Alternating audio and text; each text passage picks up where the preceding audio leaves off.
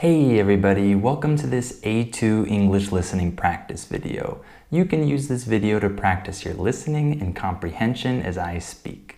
Before we start, remember to download the Listening Time podcast, and if you want my specialized training to help you understand native speakers, then become a Listening Time member. And if you want my advanced podcast episodes, then become a Listening Time family member. Okay, today we're going to talk about names.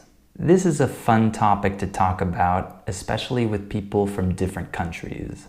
There are many different types of naming customs around the world. So let's talk a little bit about names in the US. Americans usually have 3 names, which we call the first name, middle name, and last name. When people get married, the wife usually takes her husband's last name, and then if they have kids, their children take the father's last name. One thing that I want to note is that there are tons and tons of different names in the US. Obviously, every country has a wide variety of names, but it seems like in the US there are even more names.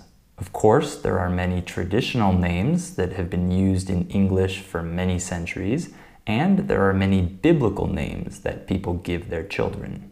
But there are also many non-traditional names that people give their children.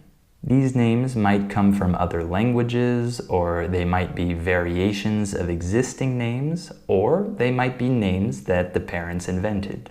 Parents can get very creative with children's names nowadays.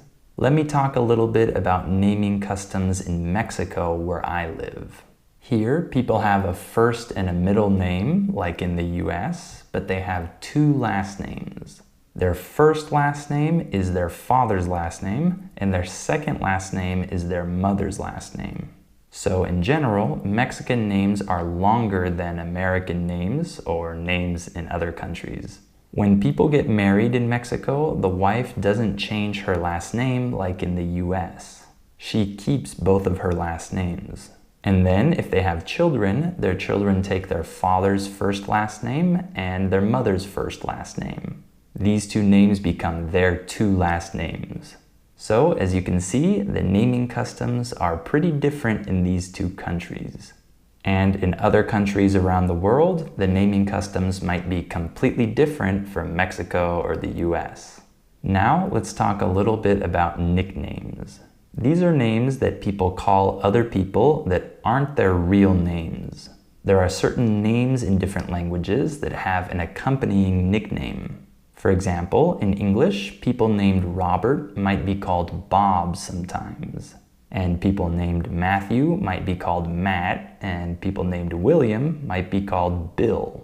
These are nicknames that are automatically associated with these names. However, many people give more personal nicknames to their friends or family members. And when people call you by your nickname, it's often a sign that these people are close with you. They feel more comfortable with you, and so they feel like they can call you by your nickname. I think this is the case in most countries.